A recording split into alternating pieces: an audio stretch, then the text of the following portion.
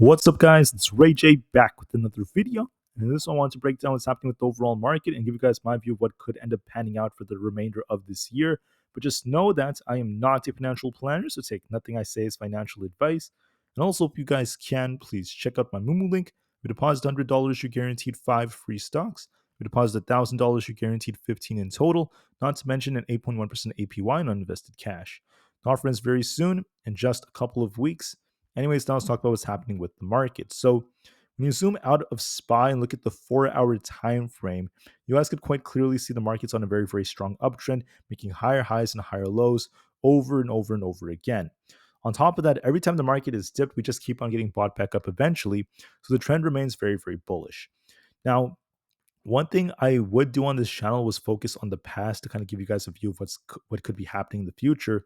I do think that could work to some extent, but not entirely. I'm going to talk about exactly why that is. So the market could be very tricky, right? One year, October could be a bearish month, and then the next month, it's bullish. Another year could be the opposite. October could be bullish, and November could be bearish, and we turn back to bullish again, which makes me want to say that seasonality does not always work out because of the fact that there's manipulation and an options chain that dictates the way the market moves. But in this case, what tends to happen during election years is we do tend to run towards the end of the year. So the question is, does that align with our charts so far? And the answer is yes, but it's not just because of seasonality. I'm not just talking about seasonality. I'm talking about the chart itself. Our chart right now is very, very bullish. Every time SPY is dipping towards our 50 or 200 EMAs for the last couple of months, we just keep on getting bought back up over and over and over again. You guys could see how it's very, very bullish. Now, could we get some kind of corrective phase? That's what people are asking me. It's always a possibility, but there's no confirmation quite yet, because when you look at SPY, you will see that we have not lost our key support around the 602 area. If anything, we're in a range. Every time we hit the 602 to 603 area, we get bought back up. And whenever we get very close to 608, give or take 1 point, we tend to get rejected. So this makes me suspect that we're just going to be range bound for the most part. But if we do get some kind of rebound like this, we could still reject and start dipping lower below 602. And if we do lose that, then yes, we could get a small pullback. But remember, it's just a small pullback. It is not necessarily a crash. Okay. And then, for instance, if we do get that pullback phase, we could draw this out in many different ways. How low will we go? Well, I just want to call out that SPY has a lot of very, very key supports it's holding up so far. So, for instance, we're holding the 601 to 602 area that's very close to the previous all-time high. If we were to lose that, I'd be looking for essentially 598 and then all the way down to the mid 590s. And if those fail, I think we visit our 200 EMA, which may be very close to the low 590s if we do get some kind of pullback all the way down there. But then it's just a pullback, and we will likely get bought back up again.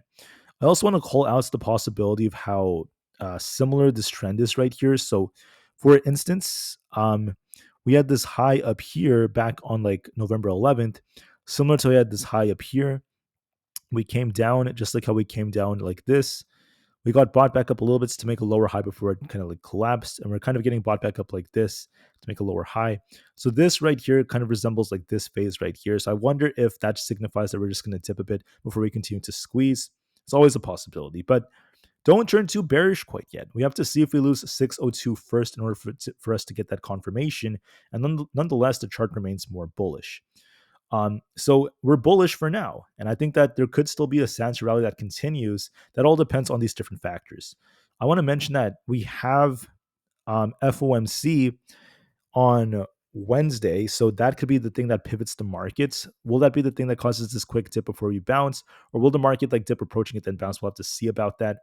But I do want to call out that when you look at, for instance, like the daily time frame, we're looking a little bit weaker, and we could be visiting this support right here around 600 if we end up failing. And then the daily also happens to have, this gap over here. So we'll see about that. Will we come all the way down to fill this gap? I'm not too sure about this gap down here. I doubt we're going to fill that in the short term. I think that we're still very strong. But we do have a strong support at our 20 EMA for now. So there's a lot of support still holding up SPY. The weekly time frame is also showing some weakness here. So it is possible we get a weaker week next week, but that could just be setting us up for a big run. So from the way I view this, it's very simple. What SPY could do is this: we might end up um, seeing a small pullback. If we end up losing our key support, that's going to be our first like confirmation that we have to look at. I could take our key fib levels starting off like this and then draw them out. And then the question is, where do we end up bouncing off of? Our points 382 retracement areas around that 598 zone, and then 595 is our 0.5. So if we get some kind of pullback, will it be right before FOMC where we kind of like bounce like this and start dipping back down to these supports? That's always a possibility. I mean, and then somewhere here, I'm not sure if we get close to the golden pocket and then bounce, or if it's like right here. But at one of these key support zones, that's where I would be looking for a quick dip. And then if we do get some kind of dip, whether it's because of FOMC or before FOMC, just hypothetically, if we lose 602, that's going to be our confirmation. Will we get some kind of bounce back up because of FOMC and then get an end of the year squeeze to break all time highs again like this? That could also be what's about to happen. This could just be setting us up for a bigger move up because it makes sense. If you don't believe me, check this out. When you look at the chart like this, and if I close this, you guys could see this is what the trend looks like.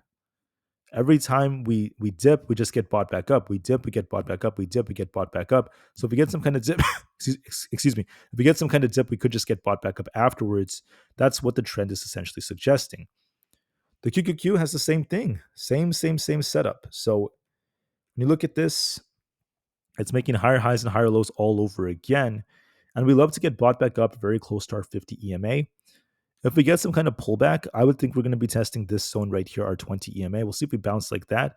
If not, if it doesn't bounce there, it could be closer to like our 50 EMA, which would be like right here in the 522 area.